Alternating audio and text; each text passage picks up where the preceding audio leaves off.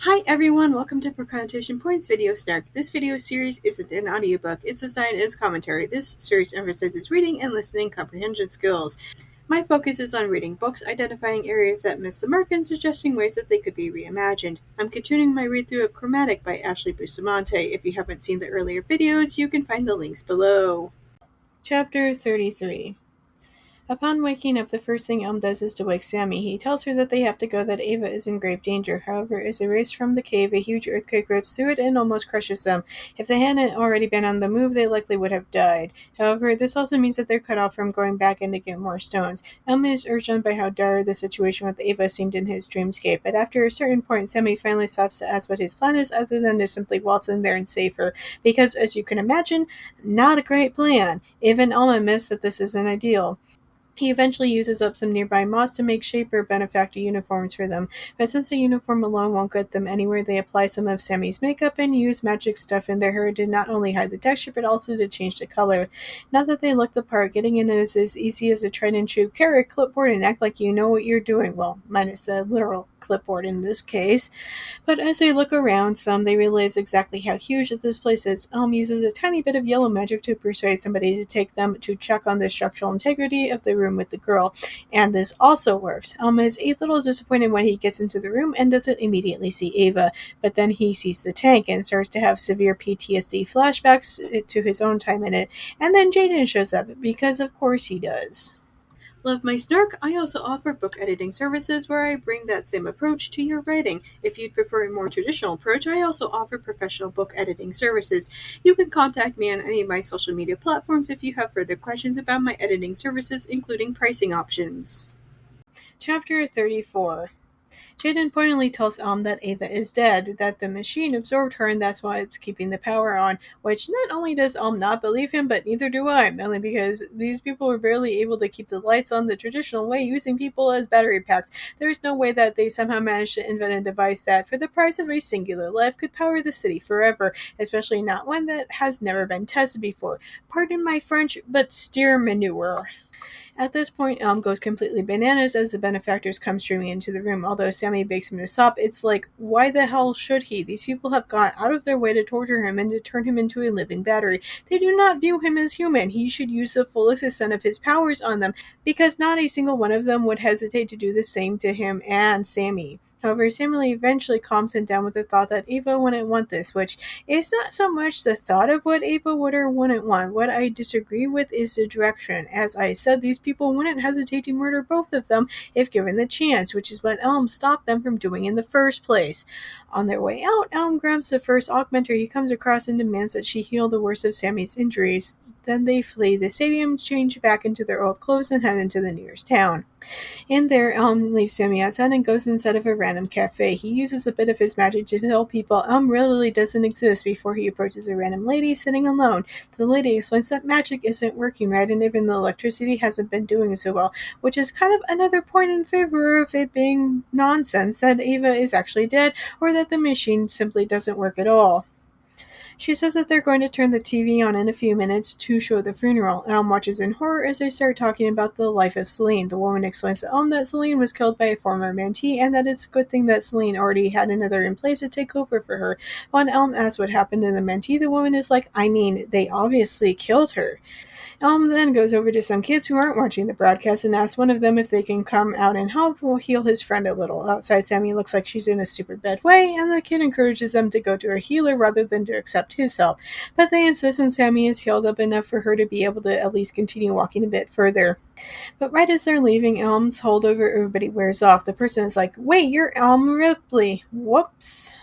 If you're interested in reading my own stories, you can purchase my spicy short stories as well as 2 full-length novels on Amazon.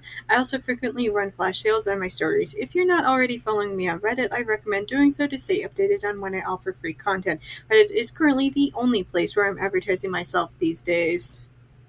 Chapter 35. Elm is relieved to realize that nobody's chasing after them, which he mainly credits to all of the magic drying up.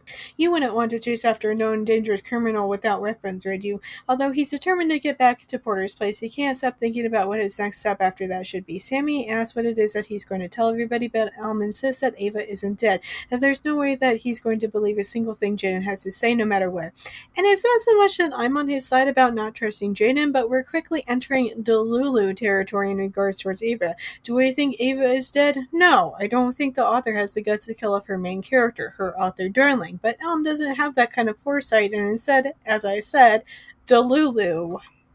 When they get back to Porter's, he lets Sammy go down the hatch first.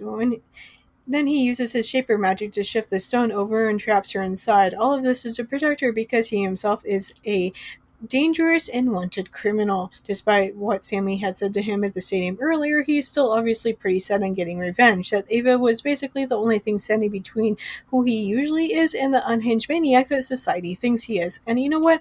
I am here for this. More of this, please. He goes to Violet City to stock up on things he might need, but the city is in a sorry shape. Most of the color is gone, and a lot of the shops look like they've been broken into and looted. On his way over to a promising-looking sandwich shop, he sees a cart selling Elm detectors. Curious, he goes over and all of the devices start to go off.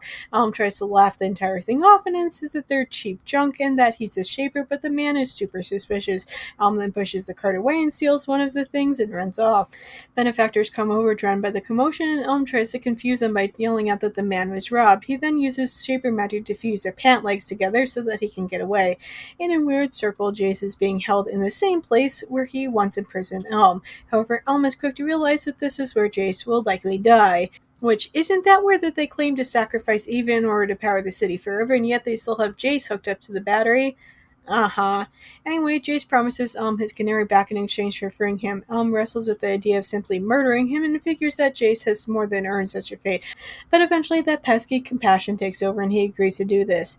Jace says that the canary is in a pouch. When Elm questions why the benefactors hadn't taken it, Jace explains that he told them that removing it would break all of the spells, and since nobody knows how mentalist magic works anymore, they believed him. Elm gathers up some blue energy, but then asks Jace what it means when a dream portal is all faded. Jace says that he's never heard of something like that happening before. Although Elm is angry, he also understands that it's not Jace's fault. He frees Jace, but mere moments later, Jace dies anyway. Patreon has recently introduced free memberships. By joining, you'll be able to enjoy the same content I post on Tumblr, now conveniently available on Patreon. Patreon supporters can enjoy even more books now starting at only $1 a month. Plus, Patreon now offers a 1-week free trial. Don't miss it. Big shout out to Phoebe for supporting me on Patreon already. Also, huge thanks to Josh and Mark for making a one-time donation. If you want to hear your name in my video next week, either support me on Patreon or make a one-time donation. Chapter 36. Elm feels bad about leaving Jace's body there, but knows that there isn't exactly anything he can do about that. He contemplates what his next move should be, especially since his powers are currently pretty limited. He thinks about the tunnels that run under the school and eventually decides to use them to get around and find literally anything. Up in the school, Elm walks around until he sees Mr. Dawson's office. He was the shaper instructor from Book 1, back when this was a simple magic high school series. Elm decides that he needs to find out some more things about being a shaper, so he goes inside. Although Mr. Dawson is scared of Elm, he doesn't resist. Instead, the teacher says that he's always felt a little off about not having all 3 colors around. What's more is that he knows that something is deeply wrong with the land recently, and warns that what's been going on is likely only the beginning. The narration brushes over Elm spending some time learning from the teacher. He mainly focuses on the shaper ability to recharge things with colors, which I'm not sure that it's been mentioned ever since Book 1. There's so much about this world, and I feel like even the author herself kept forgetting a lot of it. On his way out, Elm encounters 2 benefactors, but with a pocket now full of newly restored objects, he easily tells them to let him go and to check on Jace. He hides out in the nearby forest and debates what his next move should be. Although he still has a limited supply of yellow objects, he still wants to check to see if any things have changed in the dreamscape. They haven't, and if anything, they've somehow gotten even worse. But the sight of her faded, unapproachable portal only makes him more determined to find and save her. Elm returns to Porter's shack, where he's greeted warmly by his friends. Despite his earlier misgivings that they wouldn't accept him with Ava gone, he's pleased that they hug him like family. In his absence, Sammy must have told the others about what Jaden had said about Ava. They find it hard to believe that Elm is still clinging onto the thin hope that she's still alive.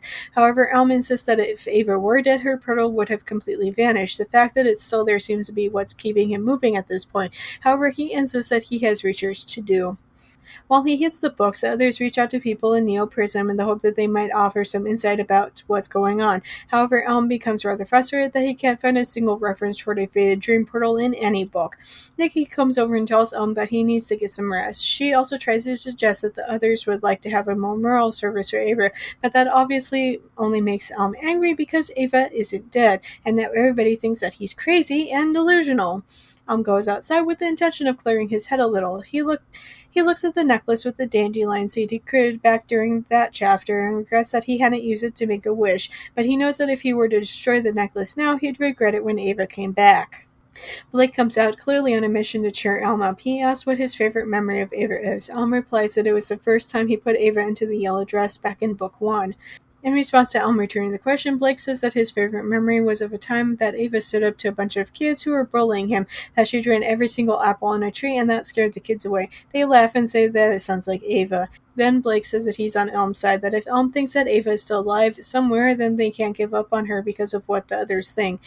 He asks Elm what he can do to help, and then proposes that they go back inside to brainstorm. And I have to say, this chapter was kind of not it. It was jerky, broken up in too many small chunks. It was annoying to read. It was like the author kind of gave up at this point, the awkward filler before the big finale or something. Thanks for watching. New Book Snark videos go live every Monday with occasional extras during the week. Your support means so much, even if it's not financial. Watching my videos, subscribing, and liking and sharing them with friends all go a long way in helping my channel grow.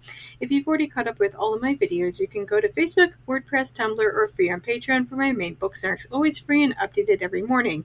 A link tree for everything is posted below. See you next week, guys!